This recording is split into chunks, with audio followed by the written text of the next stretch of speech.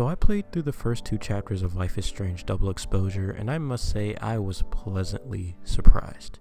Going into it, I of course knew it was going to be good, but so far this game has truly exceeded my expectations in like almost every aspect. I'm going to try not to go too crazy in this video because I do plan on possibly doing a full review of this game whenever it all drops. So for right now, I'll just be sharing some of my initial impressions of the game. At the time of writing this video, I'm fresh off of finishing chapter 2 and I just felt like I needed to get my thoughts out on paper. And because I played the early access version of this game, I will refrain from going into spoilers in this video. So if that's something that you're worried about, don't worry, you're safe. So with that being said, let's get into it, shall we?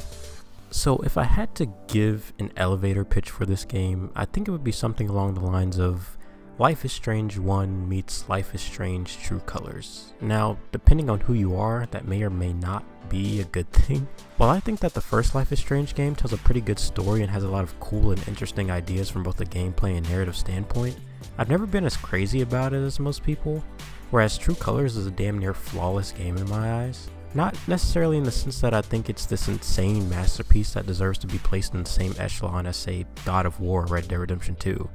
But I think that the game just does a lot of things well. It doesn't really falter. Truth be told, I think that Life is Strange 1 walked so that the following entries could run, Double Exposure included. This game takes the best parts of Life is Strange 1 and True Colors and improves upon them in ways that makes this entry feel like the quintessential Life is Strange experience. I know that's a pretty bold claim to make after playing only the first 2 chapters, and I'm probably already on thin ice after saying that True Colors is a better game than 1. But honestly, that's where I'm at with this one. Now, let's address the elephant in the room here.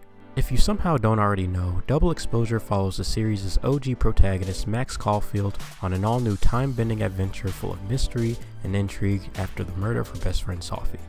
This might sound familiar, and that's because, well, it is. It sounds a lot like the first game, and to be honest, that was one of my main concerns going into Double Exposure. I was worried that Max would try using her powers once again to save her best friend and end up discovering that it's taken on a new form. That to me just already didn't seem like an interesting setup. However, the way it actually plays out in the game is different from how I expected, and I actually quite like it. But overall, do I think that this game justifies bringing back legacy character Max Caulfield? So far, I actually do.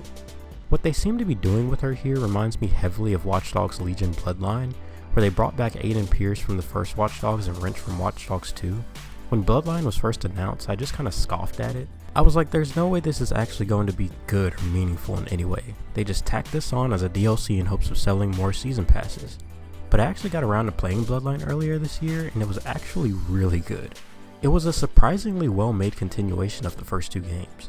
It follows through with both Wrench and Aiden's character arcs and blends them seamlessly in a way that feels natural and not like this strange tonal clash of all 3 games like I thought. It's evident throughout that Bloodline was made with care by people who really did their homework, and it simply could not exist without the first 2 games. It really makes you wonder why all this was relegated to a fucking DLC for a game that nobody cares about. Leave it to Ubisoft to fumble a bag, am I right? But luckily, in the case of Double Exposure, it's not just a DLC. This is a full-ass game, and they're treating it like a full-ass game. As much as I liked Deck 9, I was worried that they were going to make their own version of Max that had remnants of the character, but ultimately didn't really feel like Max, you know?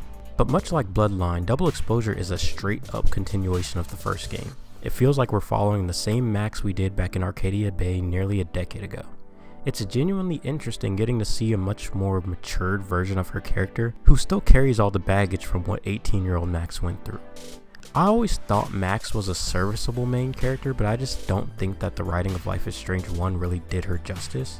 But my goodness, I actually love Max in this game, and I know that people who already love her character are going to be happy with her here. There's also an entirely new cast of characters surrounding Max. She's in a whole new setting at a completely different point in her life, so naturally that's how it's going to be.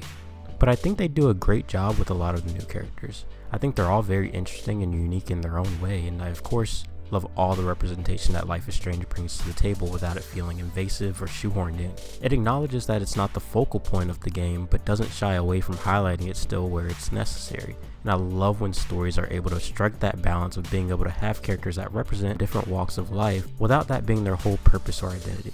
It makes it far more meaningful in my opinion. I'm excited to see where the rest of the game takes these characters and their relationships with Max, because they've done such a great job with them so far. Now, in terms of gameplay, there isn't really much to add. If you've played a Life is Strange game before, then you kind of already know what you're getting with this one. I think the only thing really worth highlighting here is Max's power and how that's used. It's very reminiscent of Ratchet & Clank Rift Apart or The Medium. You know, nothing too groundbreaking here, but it's still fun to mess around with, and I actually find it far more interesting than any other power we've seen in the series so far. I also like what they did with photo ops in this game. We all know how much Max loves her photography, so it makes sense that they brought those back from the first game, except here they're a little more involved. Instead of playing a little cutscene of Max snapping a picture, double exposure actually gives the player more control over the framing and stuff like that. It's almost like a photo mode in a way, but with a little less freedom. But it just helps the photos feel more unique to each player, which I really like. Overall, Life is Strange Double Exposure so far has been an absolute blast, and I cannot wait for the full game to come out because the way Chapter 2 ended has me very excited for what's to come. But at the end of the day, I don't know what the heck I'm talking about. I'm just a guy with an opinion, and now I want to hear yours. Did you pre-order the deluxe edition so you can play early? If so, what do you think of the game so far? I haven't really seen much reception of the game at this point, so I don't really know how people are feeling about it. People could hate it, I have no idea. But yeah, be sure to share your thoughts in the comments down below, and check out my playthrough of the first chapter of Life is Strange Double Exposure. Still working on getting those up, but yeah, as you can see, I'm kind of in my Life is Strange era here on this channel, so if you're into that, click subscribe, hit like, and until next time, I'll catch you guys later.